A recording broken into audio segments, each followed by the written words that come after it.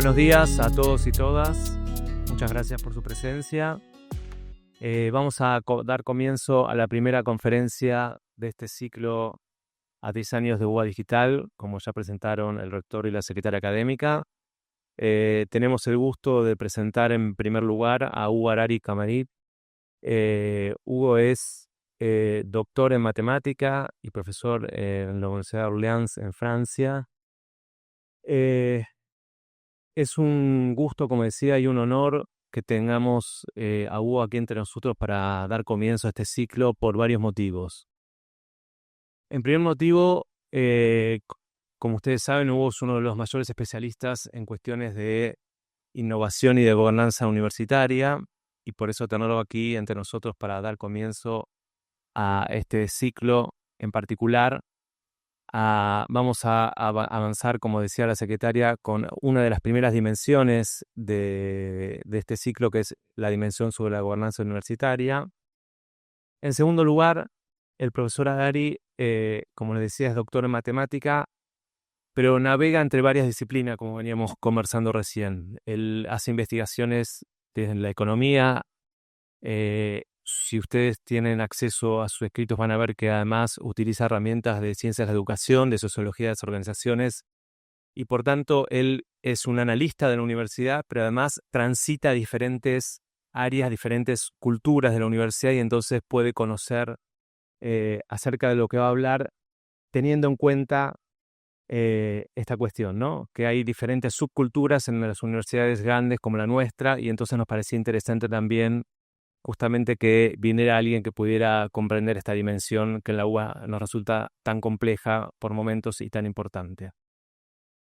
Y en tercer lugar, es muy importante que esté Hugo aquí entre nosotros porque es un especialista que basó sus investigaciones en el caso francés, aunque tiene conclusiones que son interesantes para todo el mundo. Y como ustedes saben, el sistema universitario francés tiene varias complejidades y varias características similares al caso argentino, y por tanto creemos que las conclusiones, los hallazgos que él tiene para el caso francés pueden servirnos para el caso argentino, porque ya lo estamos viendo o porque lo vamos a vivir en los próximos años. Entonces nos parecía muy interesante tenerlo aquí entre nosotros. Así que no hablo más y le doy inicio a la conferencia. Va a hablar alrededor de 40 minutos, 50 minutos. Va a ser la presentación y después vamos a dejar unos minutos para preguntas e intercambio con el público. Me habían pedido que si había alguien que no se había todavía registrado, por favor lo hiciera, si tenemos los datos todos y le podemos seguir mandando la información de las próximas conferencias. Gracias. Buenísimo. Muchas gracias, Santiago, por la introducción, la presentación. No sé si lograré llegar a tan altas expectativas, pero voy a intentarlo, y quisiera darle las gracias también a la UBA, a María Catalina para la invitación y al Centro Franco-Argentino que permitió la conexión entre nosotros. Yo voy a hablar de Francia, como se acaba de explicar, porque me parece un caso interesante, un caso que conozco más desde adentro, y voy a intentar ir un poco en detalles sobre cosas que presentó en la introducción María Catalina hace breves minutos, exactamente sobre esa idea de cómo los instrumentos digitales, las plataformas, las herramientas que organizan nuestro trabajo o que representan a nuestro trabajo participan a transformarlo y a transformarlo desde el punto de vista de relaciones de poder. Voy a intentar explicar un poco eso en detalle, y por eso se necesita en algún momento presentar ejemplos concretos de cómo eso, cosas que parecen técnicas, vienen teniendo transformaciones mayores en la manera en que se hace el trabajo o se estudia en la universidad. La gobernanza de la que voy a hablar ahora es principalmente indirecta, bastante típica del sistema del momento neoliberal, digamos, de no tomar decisiones directas que los universitarios, la función pública, los agentes en general van a tener que aplicar, sino más bien organizar un espacio en el que los agentes pueden reaccionar de manera más o menos autónoma, pero con incentivos o presiones fuertes para que esas reacciones vayan a cierta dirección. De eso voy a intentar hablar. Voy a presentar con dos grandes partes bastante cortas, espero. Una sobre la idea de que se trata principalmente en el caso francés, en los 20 últimos años ahora, de adaptar un sistema universitario a una economía pensada como siendo la economía de la innovación, en el que la universidad tiene dos papeles principales: producir investigación para la innovación de las grandes empresas y formar gente capacitada para trabajar en ese marco. Y en una segunda parte, más directamente sobre lo que pasa adentro de las universidades, más sobre cómo eso transforma cotidianamente la manera en que hacemos el trabajo, llevamos el trabajo académico. Un par de gráficos para dar el marco general, el contexto en el que estuvo pasando eso en Francia. La primera transformación mayor es la cantidad de estudiantes. En Argentina también hubo transformaciones del mismo estilo, me parece, con un aumento enorme de la cantidad de estudiantes a partir de la Segunda Guerra Mundial, pero de muy largo plazo y que se hizo de manera muy distintas. Se hizo principalmente en los años 60, 70, 80, creando nuevas universidades. En el conurbano, en París también, pero en muchos otros lugares en Francia, y con un sistema bastante homogéneo, con la idea de que hay un servicio público académico que se tiene que dar en donde se necesite de manera homogénea y los diplomas valiendo igual según de todas las universidades, ¿no? Con un cuerpo docente que era único, nacional, con el mismo concurso y los universitarios siendo funcionarios del Estado. Y la inmensa mayoría de las clases se daban por universitarios con contrato nacional.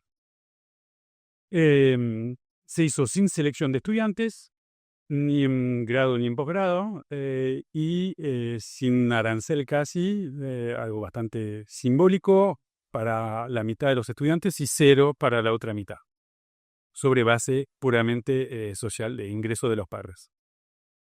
Este es el Zoom de los últimos años, los últimos 20, 24 años. Se ve que se estabilizó un poco después del año 2000 y empezó a crecer de nuevo bastante rápido a partir del 2010, la cantidad de estudiantes en el superior francés y principalmente en las universidades, que sigue siendo la gran mayoría de los estudiantes en Francia. Al lado del sistema universitario francés tenemos bastante cosas distintas.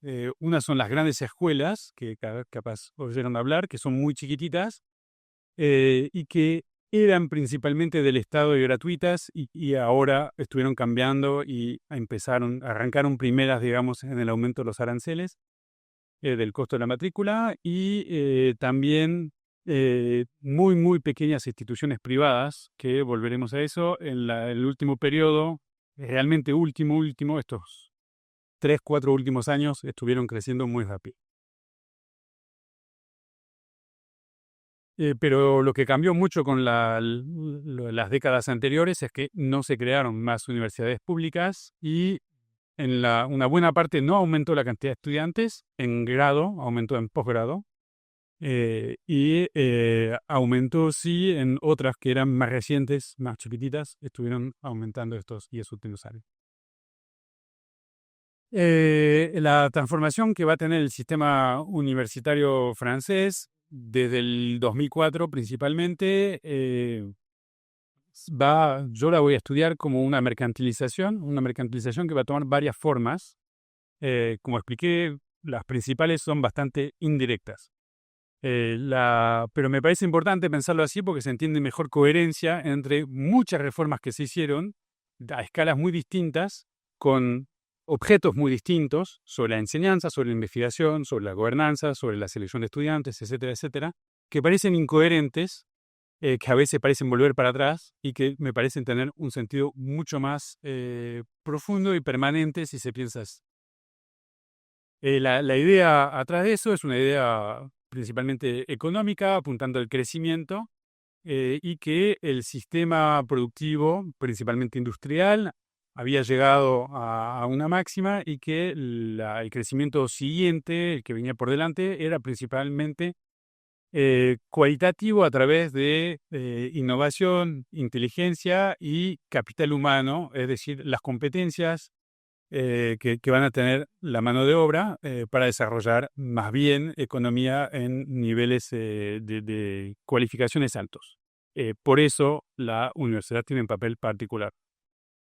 Y un elemento importante es que la gente esté capacitada y esté también con una subjetividad alineada a la producción económica, la idea de que ellos mismos tienen que trabajar sobre su propia adecuación con el sistema productivo. Eso se hace en un momento, una dinámica donde las grandes organizaciones internacionales, que tienen un peso distinto en Francia que en Argentina, obviamente, pero que también tienen uno más bien ideológico sobre cuáles son las reformas que se deben hacer.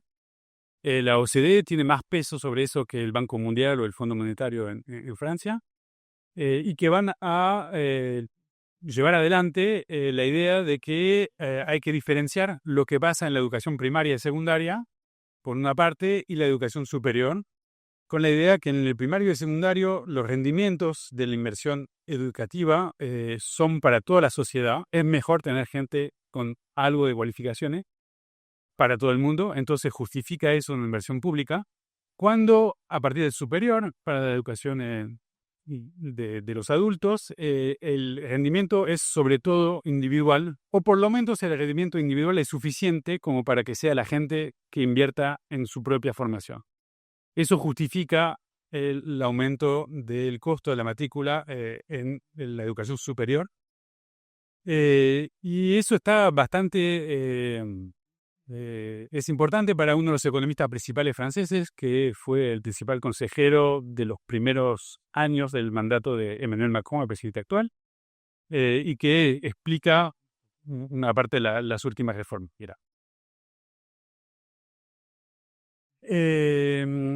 Esto es el aumento relativo de la cantidad de estudiantes en dos tipos de universidades, las públicas y las privadas, y se nota muy fuerte que creció todo hasta el 2015 y que después del 2015 creció muy rápido la cantidad de estudiantes en el privado, que es este azul claro, ese celeste, y subió más despacito en rojo en las universidades públicas y incluso está bajando un poco, frenándose en 2022. Hay un efecto de óptica bastante fuerte acá, es que se empieza todo el mundo al mismo nivel, y obviamente es un índice base 100, pero en la cantidad de estudiantes era enorme la diferencia al principio. Sigue habiendo 2/3 o un poco más de estudiantes en el público, pero el privado, que era chiquito, ahora es significativo, es como un cuarto de los estudiantes franceses. En muy pocos años se transformó muy rápidamente por varias razones. La primera razón, y la más importante, es la subvención del Estado a los estudios en las universidades privadas. Estos son los montos de subvención al sistema que se llama en Francia de aprendizaje. El aprendizaje es cuando un estudiante está más o menos la mitad del año en la universidad y la otra mitad trabajando en una empresa, y hay incentivos públicos muy grandes para la empresa y para la universidad para que se dé ese tipo de configuración, con la idea que eso es favorable para gente que tiene dificultades en entrar al mercado de trabajo. Y en la práctica tenía sentido cuando era en educación secundaria y tiene bastante menos cuando es en educación superior, porque hay muy buena tasa de inserción en el mercado laboral. Entonces se está subvencionando a un tipo de enseñanza que funcionaba ya muy bien, pero ahora se subvenciona mucho más. Y con esa subvención se abre un mercado que no era posible antes porque no había recursos para pagar educación privada cara.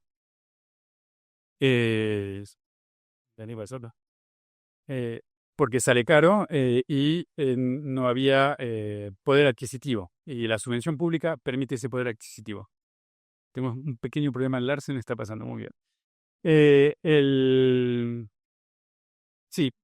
¿Por qué? Porque la educación superior es un tipo de servicio un poco complejo, porque se sabe la calidad de lo que se compra una vez que uno pagó, y los resultados, los retornos vienen bastante tarde después, y al inverso del mercado inmobiliario, no se puede recuperar la casa después porque el diploma lo tiene la gente adentro, más o menos.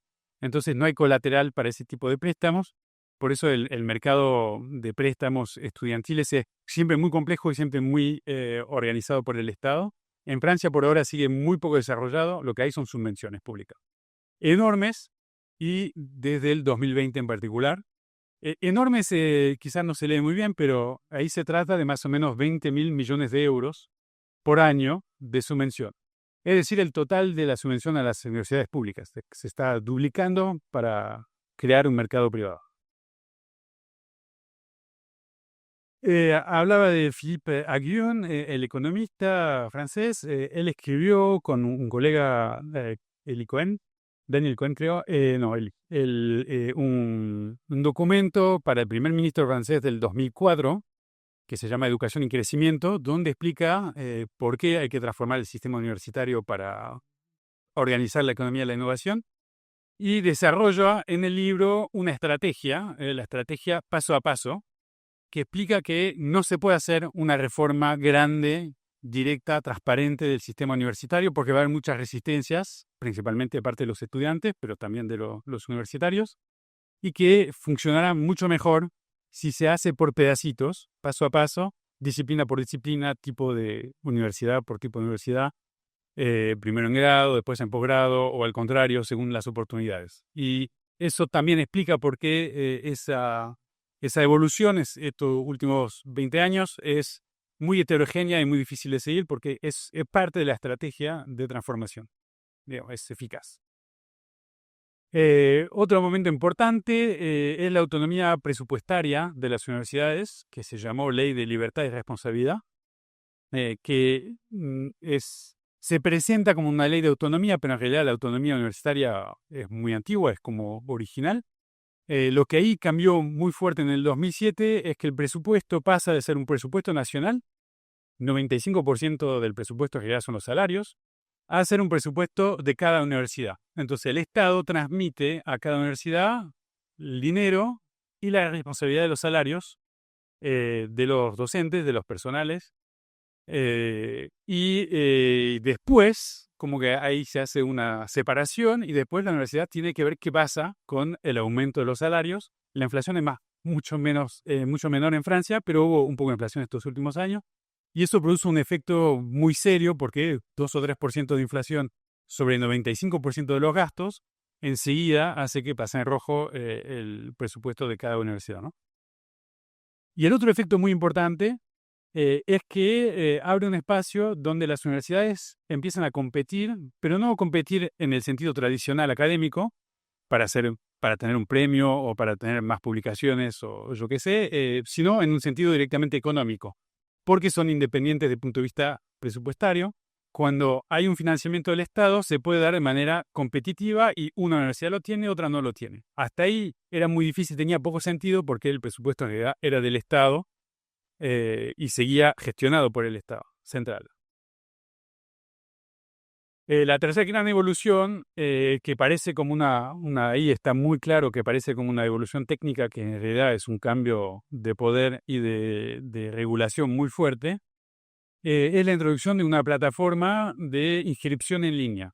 Antes hay que ir a la universidad, hacer la cola, es largo, decir en qué disciplina uno se quiere inscribir, y normalmente hay cupo para todo el mundo, menos unos casos muy, muy limitados donde se sorteaba quién entraba y quién no entraba.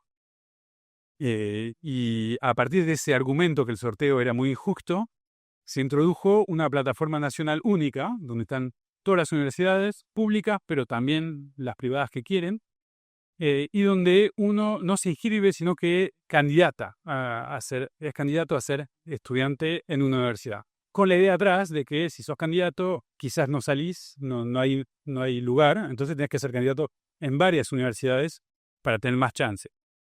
Y ahí también se creó otra forma de competición entre estudiantes y también entre universidades para sacar a los mejores estudiantes, y cambió mucho la afectación de estudiantes, con unas universidades que pueden seleccionar a una escala que no existía, que seleccionan a la totalidad de los estudiantes y se quedan con una parte que puede ser bastante reducida de la cantidad de estudiantes que candidatan. Se hizo primero en grado y después en posgrado, que es un poco sorprendente porque el posgrado parece más naturalmente selectivo, o parecía por lo menos en el marco francés. Por ahora eso no va con una competición para obtener los aranceles, porque por la mayoría sigue siendo casi gratis, o totalmente gratis, por lo menos al nivel del grado. Entonces hay poco efecto económico de esa plataforma, pero sí cambió totalmente la regulación. Aparecía como un cambio técnico en la manera que se organizaba la inscripción, y en la práctica es la introducción de una selección. No se decía así, ahora está totalmente asumido por el gobierno de la Curzum Drive. Al lado de eso, hay una baja muy fuerte del financiamiento por estudiante, que participa también a crear un espacio con incentivos a funcionar de manera más lógica desde el punto de vista económico. Como falta dinero, cada vez más dinero en las universidades públicas, hay urgencias en buscar donde hay dinero, en particular para los llamados a competición para obtener financiamiento para la investigación y otras cosas. En el 2007 se hizo la reforma de autonomía presupuestaria. Es el último año en que se aumentó la cantidad de subvención pública por estudiante, y a partir de ahí empezó a bajar. En realidad, principalmente se mantuvo el volumen de subvención y aumentó la cantidad de estudiantes, entonces bajó la subvención por estudiante. Y ahora, en estos 2 últimos años, que apareció un déficit público muy grande, está además reduciendo en la práctica también el volumen de subvención. Otro elemento, digamos, que es la manera en que todo eso se termina teniendo efectos muy concretos, es que por primera vez hace 2 años pasó por abajo el nivel de subvención automática, por abajo del total de salarios en las universidades. Hace 2 años ahora que una universidad no puede pagar los salarios si solo tiene la subvención automática del Estado. Y claro, tampoco puede pagar la luz, tampoco puede pagar nada. Entonces, obviamente, todas las universidades tienen que tener otra cosa, y otra cosa a una escala significativa, que ahora está llegando a más o menos 10-15% del presupuesto, que son cosas que se obtienen solo si la universidad es capaz de jugar el juego y de buscar financiamientos externos, no solamente de cumplir su papel de emisión de servicio público a cambio de la subvención, porque eso ya no cierra desde el punto de vista económico. Eso hace que los rectores franceses en diciembre del año pasado, por primera vez, marcharon hacia el ministerio para pedir que cambie el nivel de subvención.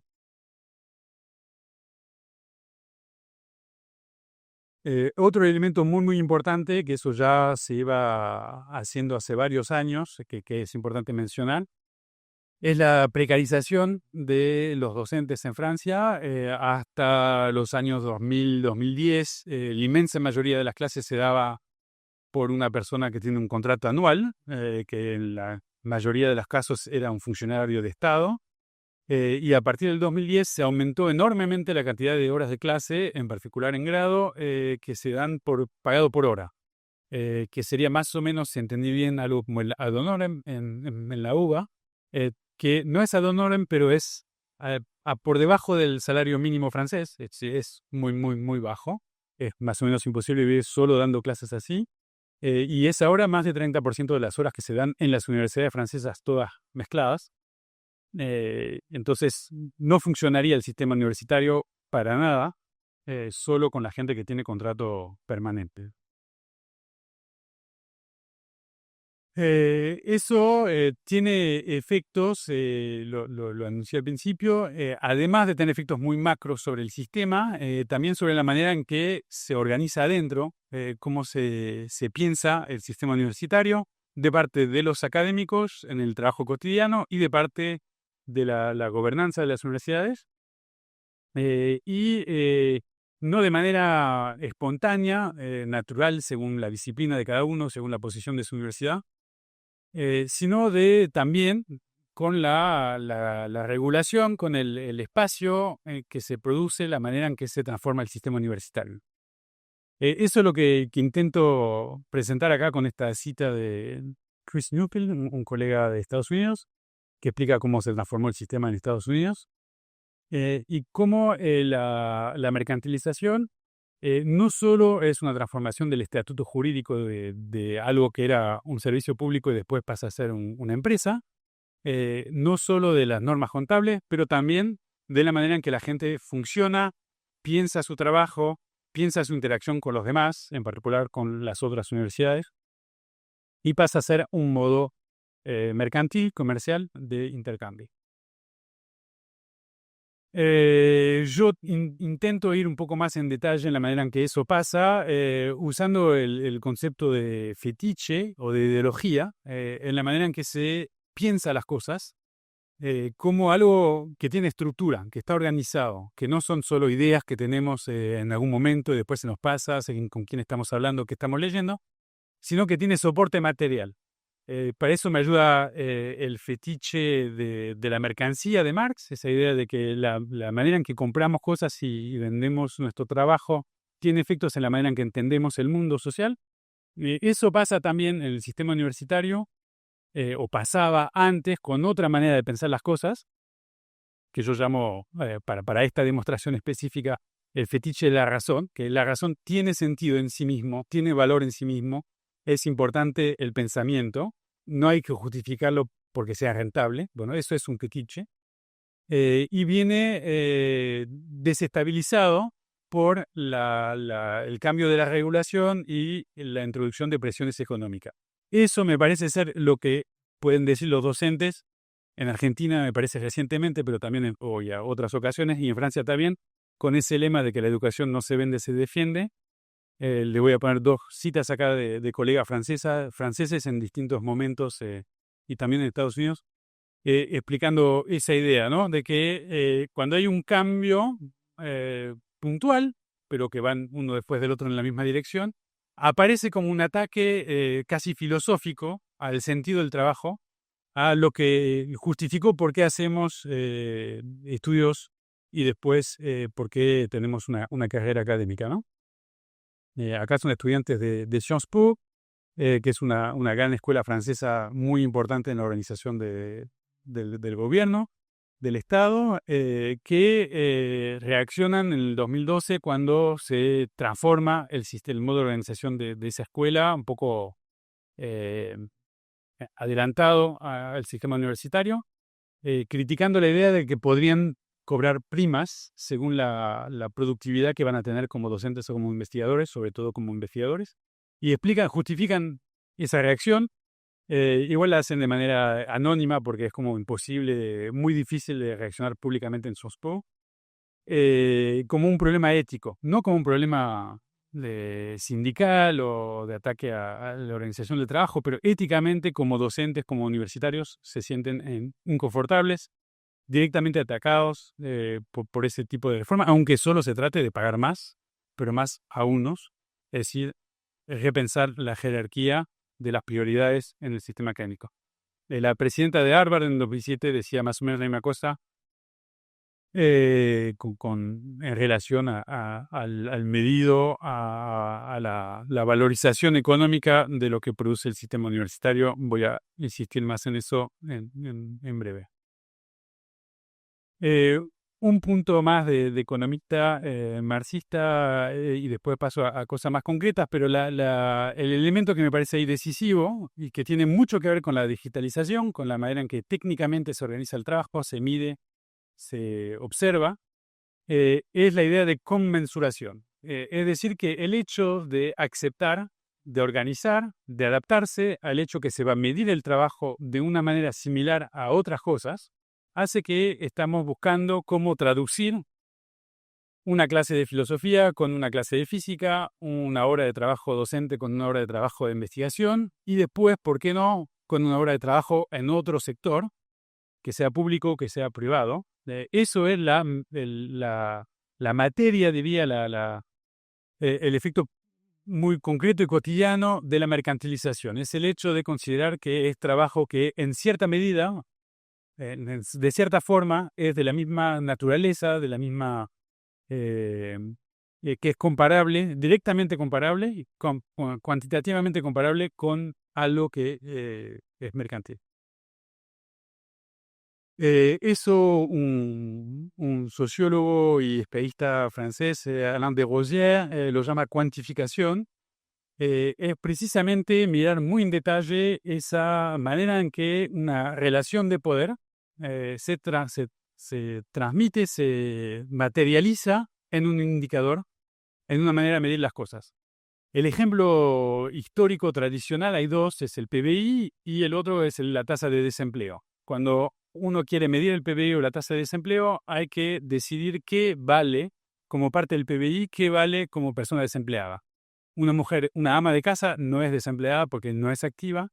Una persona que hace las mismas cosas, limpiar, hacer la comida, hacer las compras, si es en un espacio mercantil, es alguien que trabaja y si no trabaja es desempleada. Para el PBI es igual, las mismas actividades van a valer económicamente o no van a valer económicamente según cómo se organiza.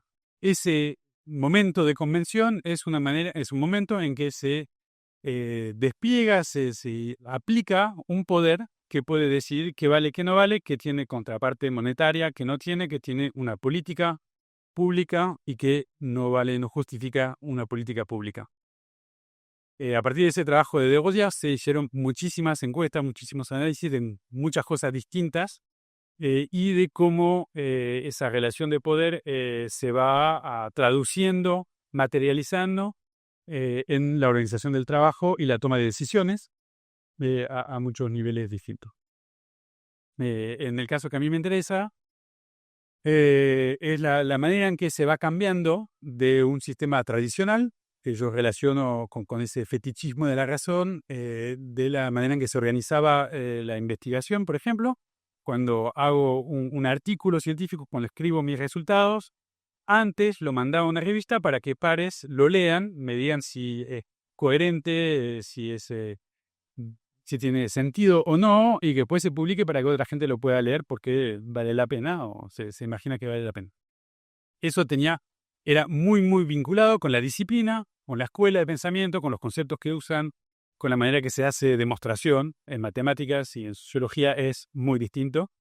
De eso se pasa a un sistema donde lo importante es comparar el valor de manera cuantitativa entre dos artículos, entre dos revistas, con un impact factor, con revistas que se van a clasificar según que son nacionales o internacionales, según que son en inglés o en una lengua local, porque la única lengua internacional sería el inglés. Bueno, eso es una transformación de la misma cosa, hacer investigación y escribir un artículo, de algo que tenía un sentido en un marco tradicional académico a tener sentido en otro marco que va a facilitar una gobernanza indirecta, donde cualquier persona puede medir mi producción científica mirando en Google Scholar en donde estoy, aunque no sea capaz de leer nada de lo que escribí, o que no tenga tiempo, o que no tenga ganas.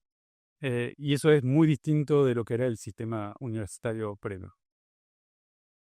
El otro elemento que tuvo un efecto muy importante en Francia en estos últimos años es a una escala mucho más grande, es pasar de un sistema donde las universidades se piensan por reputación de manera bastante cualitativa. Hay universidades que tienen muy buena reputación en una disciplina y que no existen o que no tienen reputación particular en otras disciplinas, a un sistema que se presenta como mucho más objetivo, mucho más general, mucho más global, de rango en un ranking, y que pasa de llamarse reputación a llamarse más excelencia. No sé si llegó ese término tan fuerte en Argentina como en Francia, pero esa idea que ahora es eso que hacen las universidades. Y en realidad siempre fue eso, pero no lo sabíamos.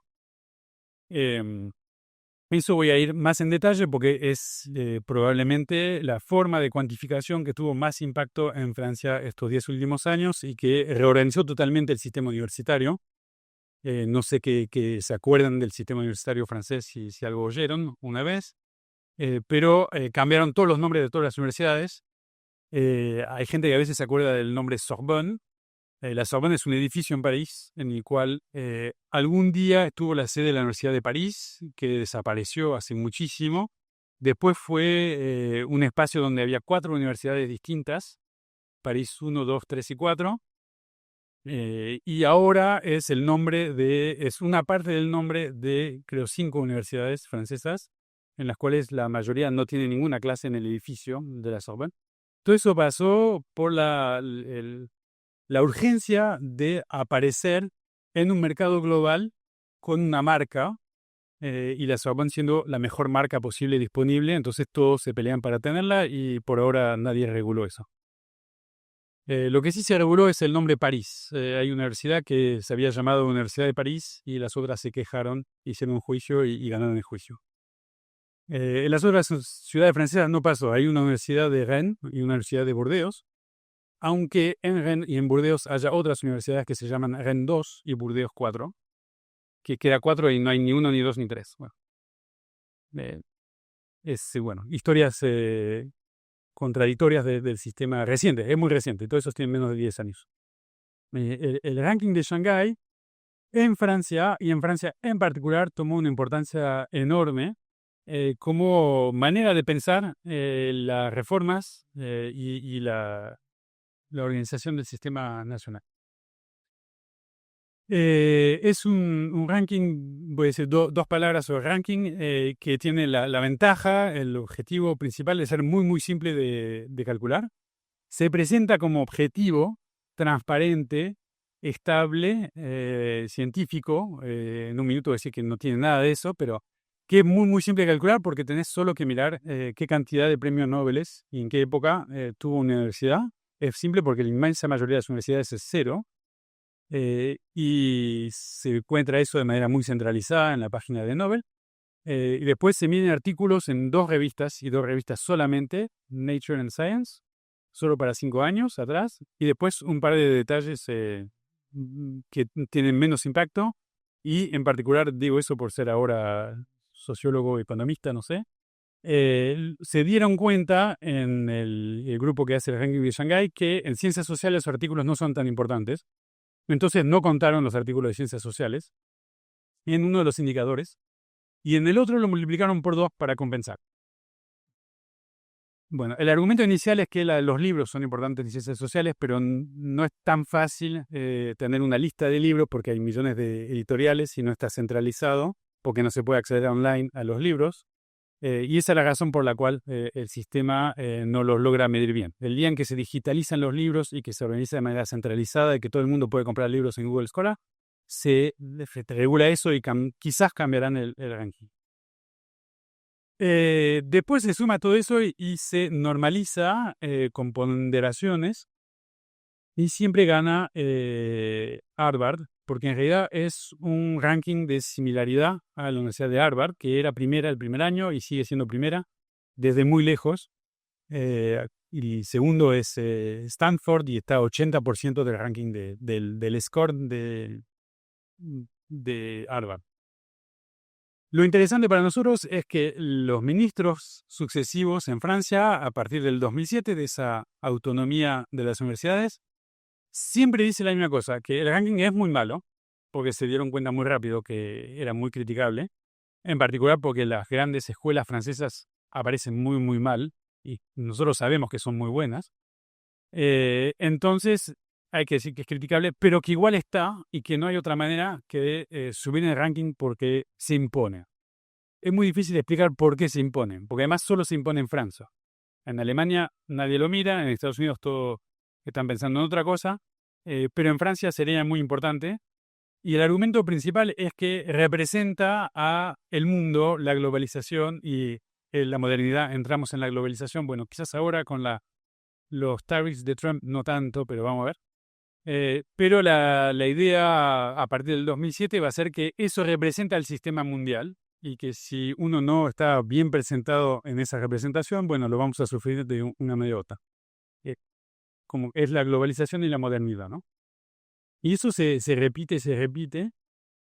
Esto es el ranking en 2018, 10 años después que se empezaron las reformas en Francia, y como ven, no hay ninguna bandera francesa, en realidad solo hay banderas de Estados Unidos, 2 inglesas, Cambridge y Oxford, obviamente, y una suiza.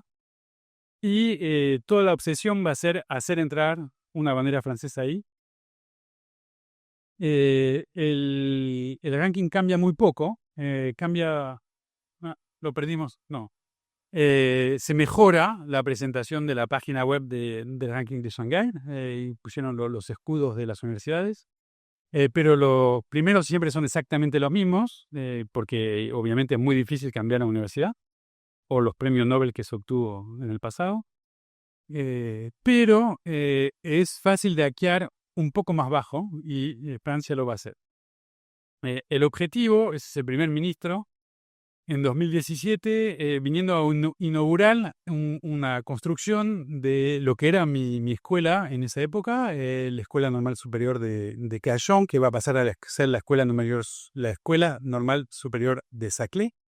Empieza a construir el edificio diciendo, en el futuro vamos a poder decir que nos graduamos de Saclay como la gente dice que se graduó de Harvard y Cambridge.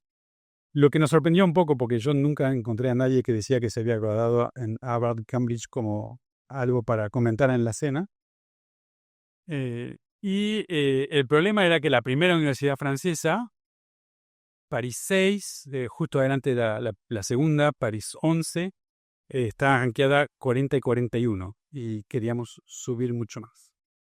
Eso se hizo con un incentivo, ninguna decisión vertical, ninguna imposición, un incentivo, pero un incentivo enorme, que se llama el concurso IDEX. Todas las universidades pueden ser candidatas para recibir un IDEX que vale 1.000 millones de euros, más o menos cada uno, enormes. No cada año, una vez, y después tener los intereses todos los años para mejorar los gastos de la universidad. Y se repartieron 10 veces 1.000 millones de euros, un poquito más. Pero hubo muchísimo más candidatos, obviamente. El objetivo era subir en el ranking. Entonces, ¿cómo se hace para hackear el ranking? Hay que fusionar las universidades. Entonces, en la práctica, lo que había que proponer al jurado del concurso era cómo reorganizar las universidades francesas y fusionar a unos grupos. Esto es un documento de la conducción de la universidad, digamos, del conjunto que iba a ser la Universidad Paris-Saclay. Se fundó en el 2020, pero en el 2015 ya había una conducción común con intercambios entre los rectores de las universidades que se preparaban para fusionar.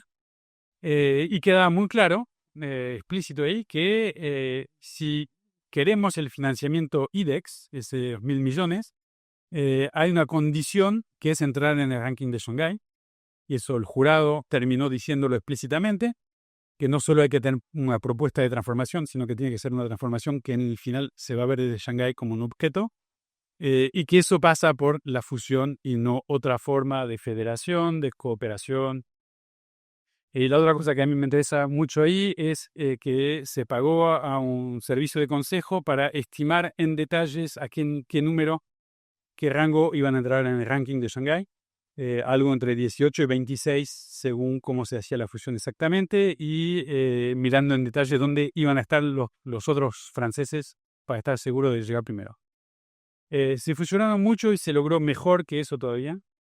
Lo que era París 6 pasó a llamarse Sorbonne Université, subió al número 35. No está mal, pero no es muy bueno porque fusionó solo con una universidad de ciencias sociales. París 11 fusionó con grandes escuelas de ciencias y ahí subió muchísimo más y ahora es número 13 mundial. No estamos en los 5 primeros, eso era muy difícil, pero primero de Europa continental, con muy poca transformación concreta, a corto plazo por lo menos, pero mucha transformación de la visibilidad externa, ¿no? Parece como un objeto único. Eso podemos charlar horas de cómo en la práctica adentro sigue siendo muy distinto.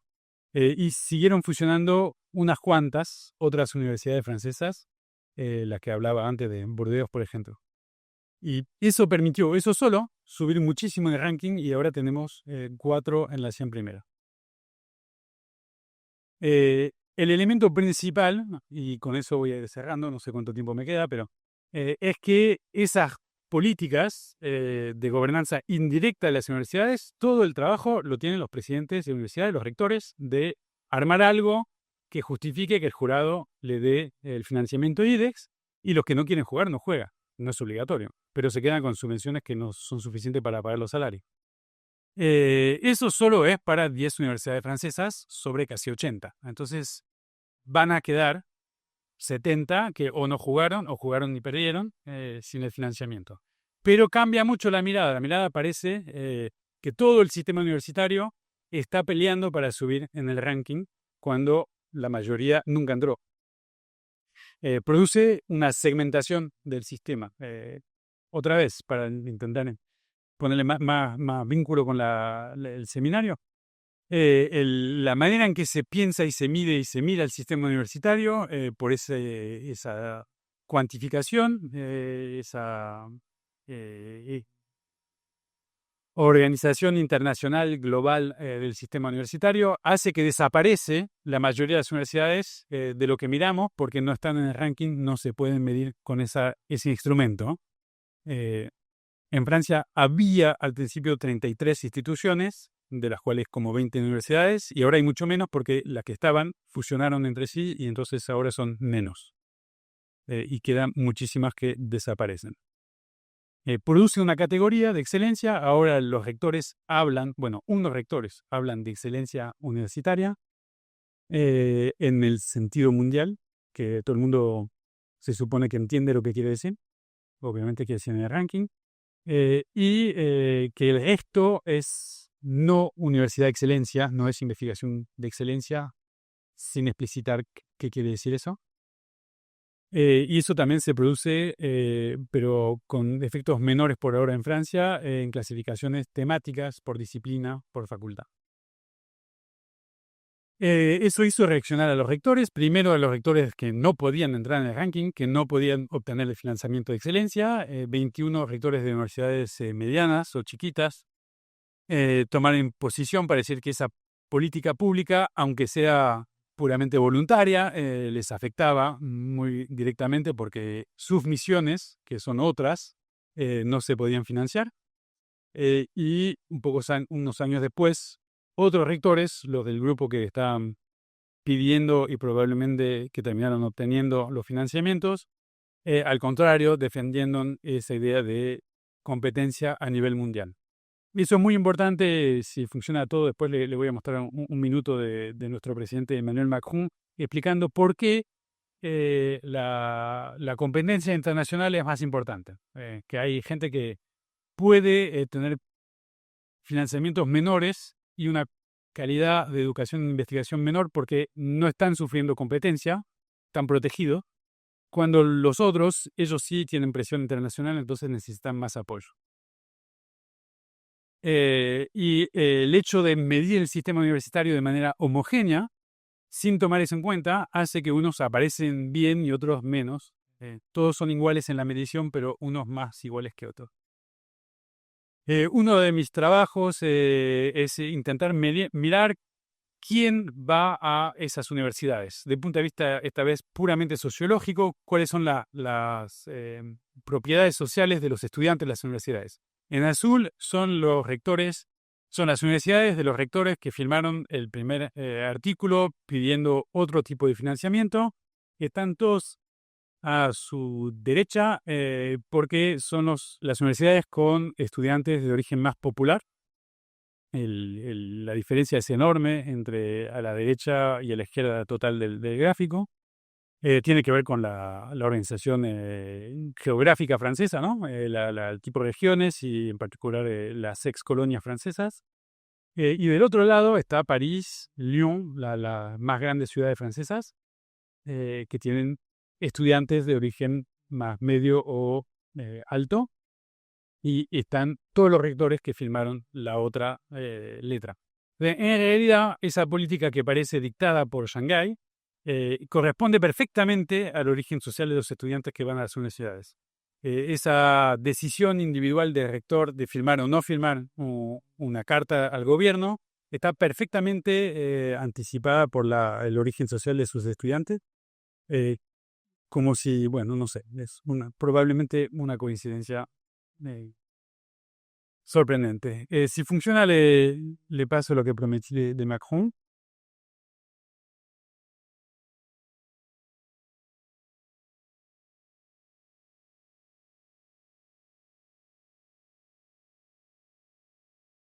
Y la visión para el futuro de la investigación y la innovación en Francia.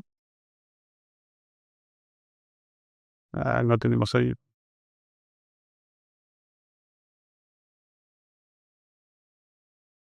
No, entonces le puedo hacer decir lo que quiera.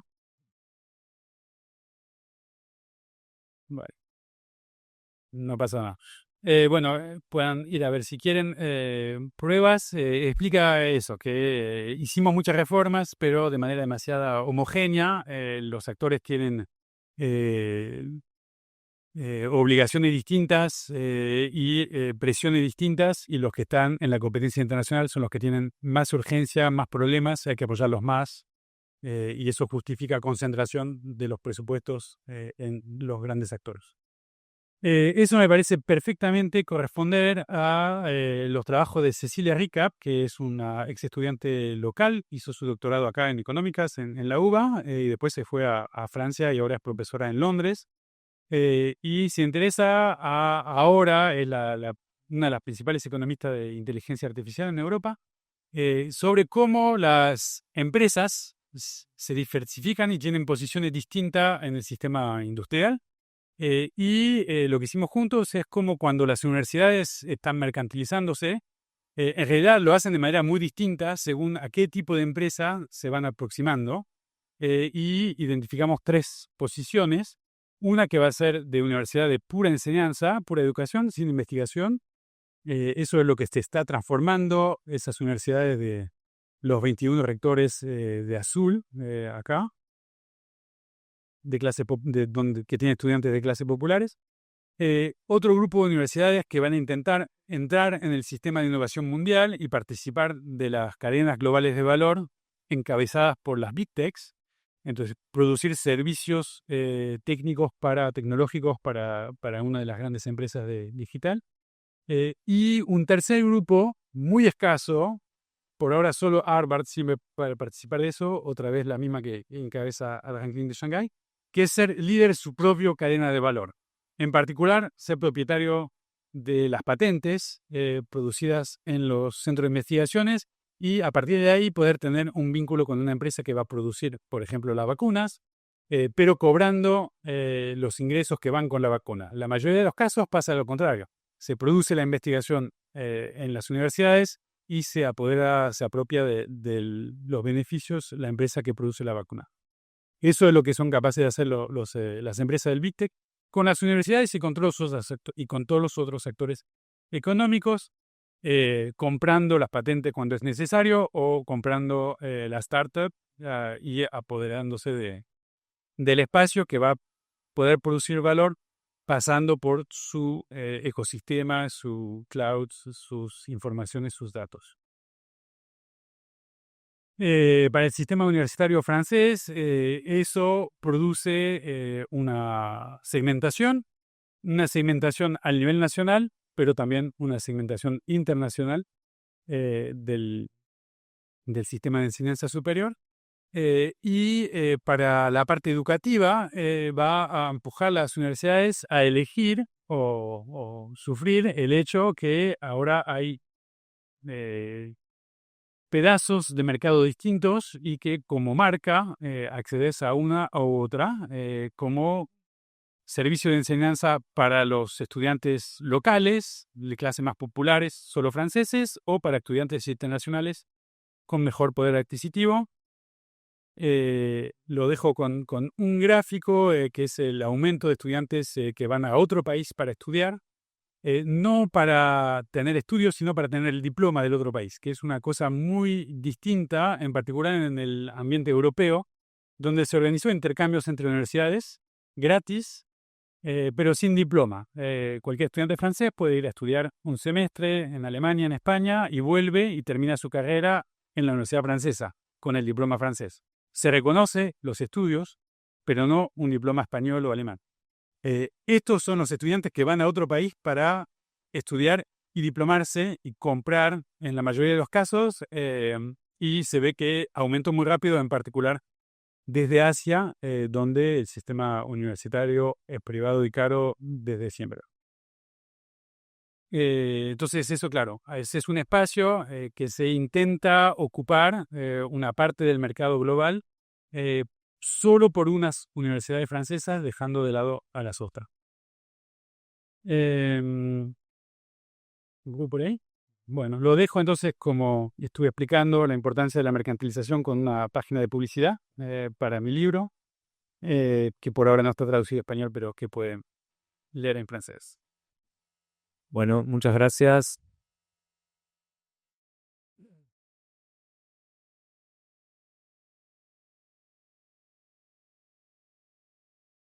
Muy interesante. Tenemos unos minutos para intercambio, para preguntas, si alguien tiene alguna para realizarle a Hugo. Sí.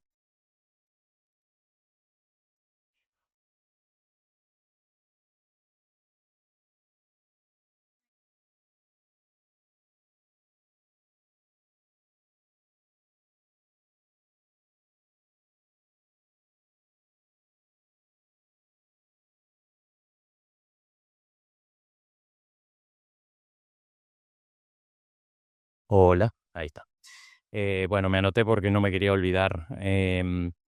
A ver, si bien obviamente no estoy de acuerdo con, con todos estos rankings y digamos con las ideas de medir estas cosas, digamos, de alguna manera hay que cuantificar. Entonces, ¿cuál sería la forma?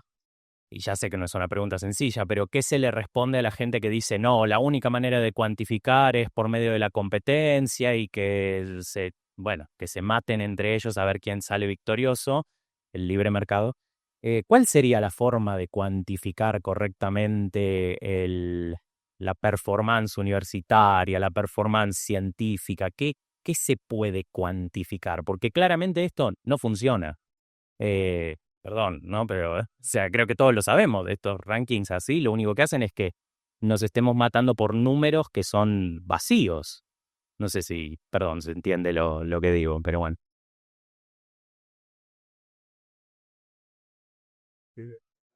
Sí, sí, sí. Buenísimo. Muchas gracias. Entonces, sí, tengo un producto para vender para las universidades.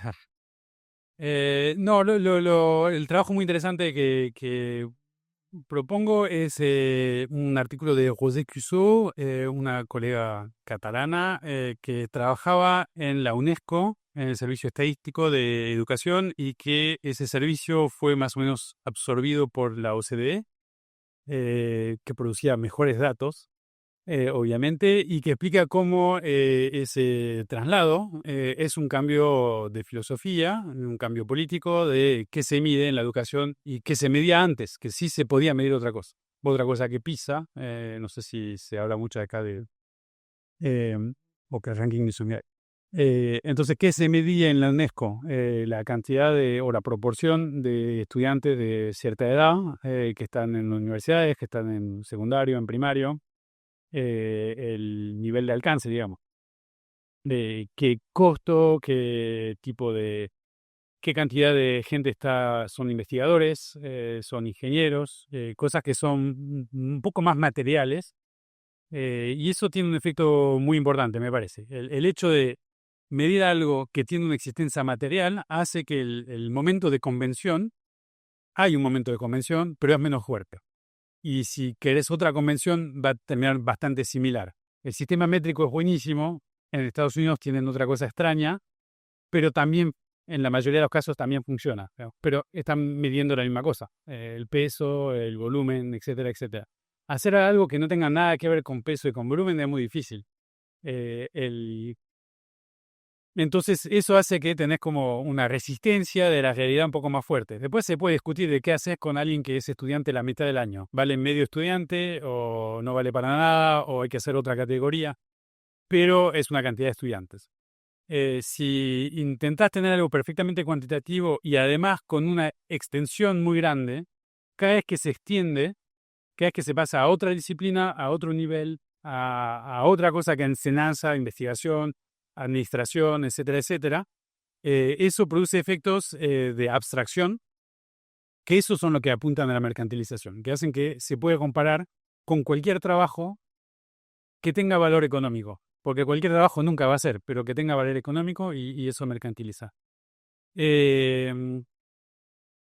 Sí, el ejemplo que estaba pensando es el de la calidad de la educación. Ahora, desde siempre mis estudiantes, se le pide a mis estudiantes qué calidad produje. Al principio, cuando empecé a dar clases, era una encuesta cualitativa donde me contestaban texto. ¿Qué clase fue buena? ¿Qué no entendieron? ¿Qué les parece que le va a servir el año que viene? A mi clase de matemáticas de tercer año. Obviamente no se puede hacer nada para comparar estas respuestas con la clase de filosofía de Máster 2, ¿no? Ahora, era una de las cosas que se había que hacer para la reforma, por ahora no se está llevando mucho, no tiene muchos efectos, es una encuesta homogénea a todos los estudiantes de la universidad, todos los niveles, todas las disciplinas tienen la misma pregunta. Entonces ahí se puede comparar la satisfacción de los estudiantes. A mí no me sirve para nada, solo sé que están más o menos satisfechos en comparación con el promedio y no sé qué clase que tengo que cambiar, eso no es cualitativo, porque está mucho más abstracto, mucho más descontextualizado, porque sirve para eso, sirve para una gobernanza indirecta de la cualidad en lugar de servirme a mí para mejorar mi clase. Y eso ahí se ve también cómo se traslada el poder de mi poder sobre mi clase a algo más abstracto, más distante, que va a poder incentivar, dar un porcentaje de financiamiento. Otra idea, no sé si se da acá, en Francia es bastante importante, es la cantidad de horas que no tenés que dar de clase porque tomás un cargo administrativo o porque tenés un financiamiento de investigación, entonces te reducen la cantidad de horas de clase que tenés que hacer. Eso es una manera también de dar equivalencias. Un gran financiamiento de investigación es casi 100% de las horas de clase. Ser rector va a ser el 95%, pero ser director de una carrera solo 15%, ahí estás abstrayendo con esa medición. No contesté nada positivo, obviamente. Y sí. Gracias. Bien, ¿alguna pregunta más?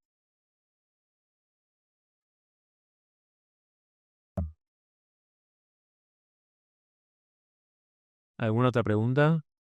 Si yo quería hacer una pregunta respecto a si es que tienen algún indicador, en realidad 2 indicadores. Un indicador de, bueno, los programas tenemos una expectativa de que el alumno se recibe en X años. En particular en la UBA, mi facultad no lo estamos logrando, por eso se está cambiando el plan. Y la segunda pregunta es si miden, digamos, lo que sería el costo de no calidad, que es cuando vos tenés que rehacer el trabajo. Es decir, cuando los alumnos se reciclan y repiten, bueno, ¿en cuánto están? Cuando repiten el año los alumnos, sí. Sí, es un indicador muy importante de la discusión entre los rectores y el ministerio para pedir un poco más de recursos, un poco menos de recursos. Es la tasa de graduación dentro de 4 años. En teoría, para el grado francés son 3 años, el sistema LMD europeo, y se autoriza que sean 4. Entonces se mide el porcentaje de graduados en 3 o 4 años. El problema principal de ese indicador tiene 2. Uno es que no toma en cuenta el origen social de los estudiantes, cuánto tienen apoyo, vienen con ya 1.000.000 de cosas que saben y en particular de cómo funciona el sistema académico o no. Bueno, eso quizás está en el 4.º año, digamos, transición.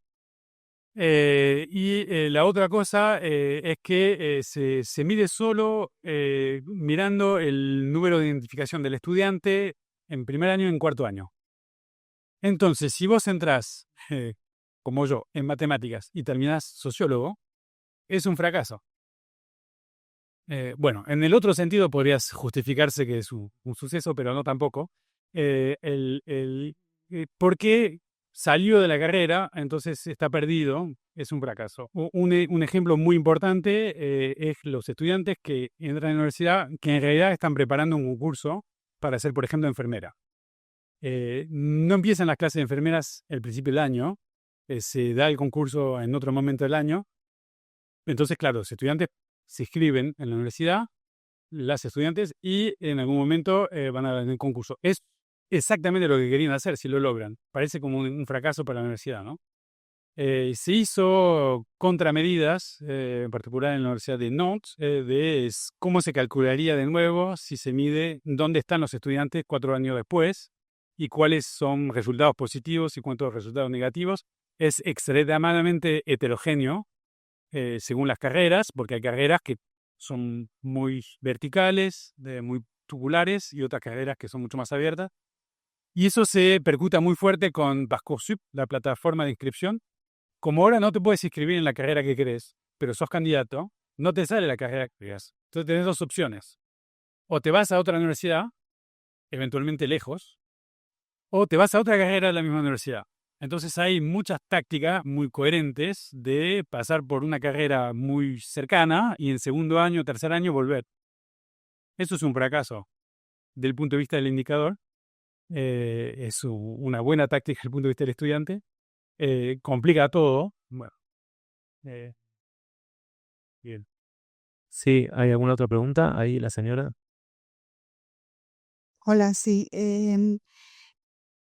Básicamente quería preguntar porque encuentro, digamos, que en todo proceso de mercantilización o de creación de mercados universitarios, digamos, hay algunas cuestiones como, bueno, la competencia por prestigio, la competencia por los mejores estudiantes y la competencia también por los mejores docentes. En ese caso, vos habías mencionado que en realidad hay como un deterioro de las condiciones laborales docentes o en esas universidades que han logrado ascender en el ranking, ¿se introdujeron mejoras en esas condiciones laborales? Muchas gracias. Es heterogéneo, obviamente, muy extraño, porque en realidad hay pocas oportunidades de buenos puestos, de puestos permanentes. El salario no es muy grande, es probablemente mucho mejor que en Argentina, pero similar a lo que era en Argentina hace 10 años quizás. Un salario promedio bajo, digamos, de ser docente universitario. Entonces, la presión es enorme para entrar. Entonces, los académicos son muy buenos. En cualquier universidad francesa. No hay ninguna universidad donde un académico permanente no hizo un doctorado de muy buen nivel, con publicaciones internacionales y una competencia con decenas y decenas de candidatos de mismo nivel. Pero eso aparece como un problema y una dificultad, no sé por qué, no veo qué indicador, pero a reclutar gente de alto nivel. Eso sí, hay gente que se va a Estados Unidos. No tantos se quedan, no, muchos vuelven, ahora muchísimos más, pero aparecía hace 5 años en el primer mandato Macron como el problema principal, se presentaba como el problema principal del sistema francés, la dificultad en atraer los talentos. Entonces se inventó un nuevo formato que en realidad tiene muchísimo menos candidatos. Se llaman las chaires, las cátedras de excelencia, obviamente, que tienen un modo de reclutamiento específico, acelerado, con más financiamiento. Y hay mucho menos candidatos para eso que para los puestos normales, que hace que en realidad es más difícil ser un docente investigador estándar. Es parte de las cosas que se hizo de manera indirecta, de gobernanza indirecta. Todas las universidades tienen derecho a impedir y se recibe un financiamiento suplementario si pedís una cátedra de excelencia. Y bueno, ¿quién va a decir que no? Entonces todo el mundo empezó a tener esas cátedras. Hay cantidades muy limitadas, no va a cambiar el sistema.